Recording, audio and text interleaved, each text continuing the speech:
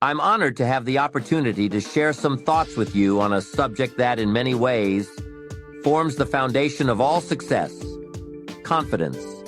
Not just any confidence, mind you, but the kind of confidence that is unstoppable.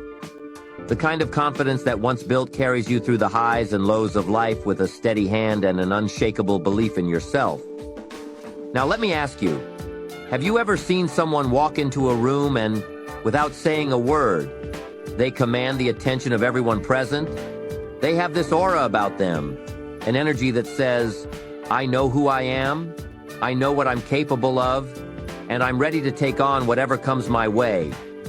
That's unstoppable confidence. It's magnetic. It's powerful. And the good news is, it's something you can build. So, where does it all begin? Let me take you back a few years. I was just starting out in my career and I was struggling to find my footing. I knew I had potential, but I wasn't quite sure how to tap into it.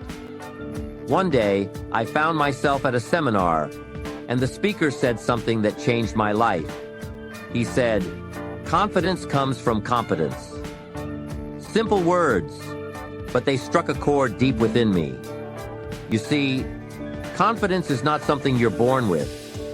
It's not reserved for the lucky few who seem to have it all together.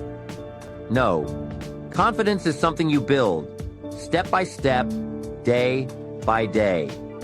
And it starts with competence, knowing your craft, honing your skills, becoming so good at what you do that you can't help but be confident. Now, I want you to think about this for a moment. What are you truly good at? What skills do you possess that, when you use them, you feel unstoppable? If you can't think of anything right away, don't worry. The path to confidence starts with self-awareness, understanding where you are, so you can chart a course to where you want to be. I remember my early days in the business world. I was working hard, putting in the hours, but I wasn't seeing the results I wanted. I was frustrated, doubting myself, wondering if I was ever going to make it. But then I realized something. If I wanted to be confident in my abilities, I had to become better. I had to invest in myself. So I started reading more books, attending more seminars, seeking out mentors who could teach me what I didn't know, and slowly but surely, my competence grew, and with it, my confidence. Now, here's an important point. Competence doesn't just happen. It takes effort, discipline, and most importantly, consistency. You've got to be willing to put in the work day after day, even when you don't see immediate results. It's like planting a seed. You water it, nurture it, give it sunlight, and over time, it grows. But it doesn't happen overnight. And this brings me to the next key ingredient in building unstoppable confidence: self-discipline. Self-discipline is the bridge between goals and accomplishment. It's what separates those who dream from those who achieve. And it's a critical component of confidence. Because when you develop the discipline to stick to your commitments, to push through the tough times, to keep going even when you don't feel like it, you start to build a track record of success. And that track record becomes the foundation of your confidence. Let me share a story with you. Back in the early days of my career, I was asked to give a speech to a group of business leaders. Now, I'd given a few talks before, but nothing of this magnitude. I was nervous, doubting myself, wondering if I was up to the task. But then I remembered something my mentor, Earl Schoaf, had told me. He said, "Jim, if you want to be successful, you've got to practice being successful." In other words, you've got to act like the person you want to become, even before you feel like you are that person. So I took a deep breath, walked onto that stage, and gave the best speech I could. Was it perfect? No, but I learned from it. I improved. And the next time, I was a little better. And with each speech, each presentation, each opportunity to practice my craft, my confidence grew. Not because I was born a great speaker, but because I worked at it. I was disciplined in my preparation, and that discipline gave me the confidence to stand in front of any audience and deliver my message.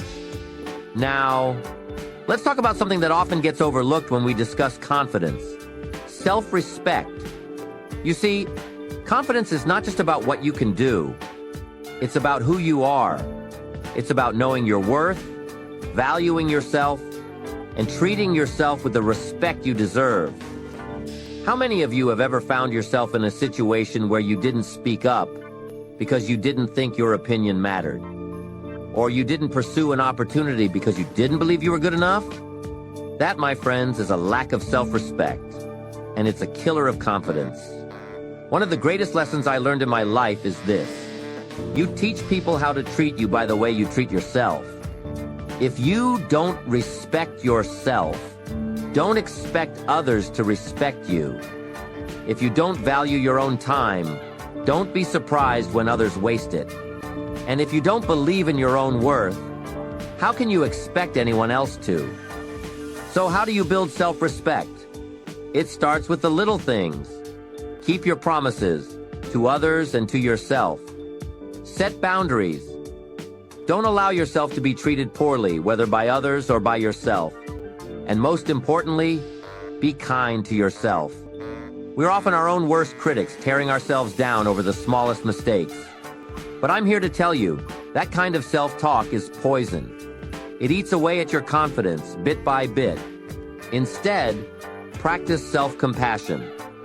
Understand that you're human, that you're going to make mistakes, and that those mistakes don't define you. What defines you is how you respond to them, how you learn from them, and how you use them to grow. And here's something else to remember. Confidence isn't about being perfect. It's about being authentic.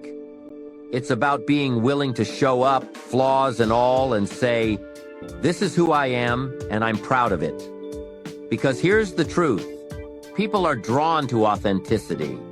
They're drawn to those who are real, who are genuine, who aren't afraid to show their humanity. Now let's shift gears for a moment and talk about another critical aspect of confidence: your environment. You see, confidence doesn't exist in a vacuum. It's influenced by the people you surround yourself with, the information you consume, and the experiences you have. If you want to build unstoppable confidence, you've got to be intentional about your environment. Let me ask you this. Who are the 5 people you spend the most time with? Take a moment to think about it. Because here's the reality.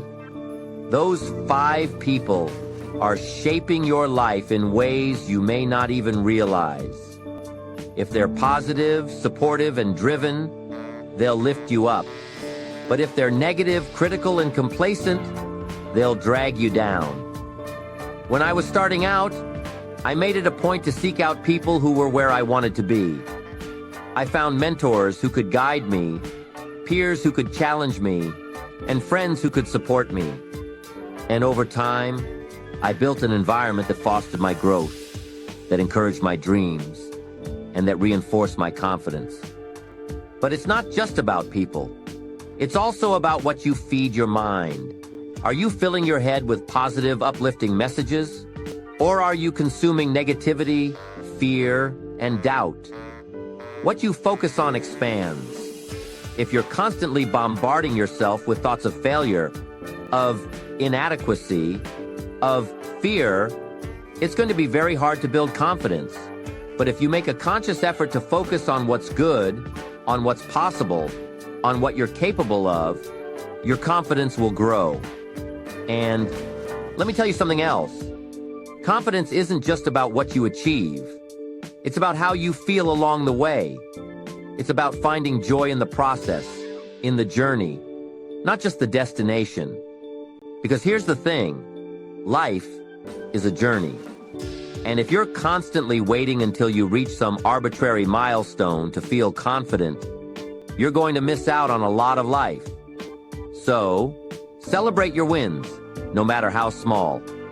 Recognize your progress, even if it's just a tiny step forward. And most importantly, enjoy the ride. Because when you can find joy in the process, your confidence becomes unshakable. It's no longer tied to outcomes or external validation. It's rooted in your own sense of self-worth, in your own appreciation of the journey you're on. I want to leave you with a few final thoughts. Confidence, true confidence, is not something that comes and goes with the tides. It's not dependent on the opinions of others or on the circumstances you find yourself in. It's something you build from the inside out through competence, discipline, self-respect, and a supportive environment. But remember this, confidence is not the absence of fear. It's the courage to move forward in spite of fear. It's the belief that no matter what challenges you face, no matter what obstacles stand in your way, you have the strength, the skill, and the resilience to overcome them. So, I challenge you today, take that first step. Whether it's learning a new skill, setting a boundary, or surrounding yourself with positive influences, start building your confidence today. Because when you do, you'll find that there's nothing you can't achieve.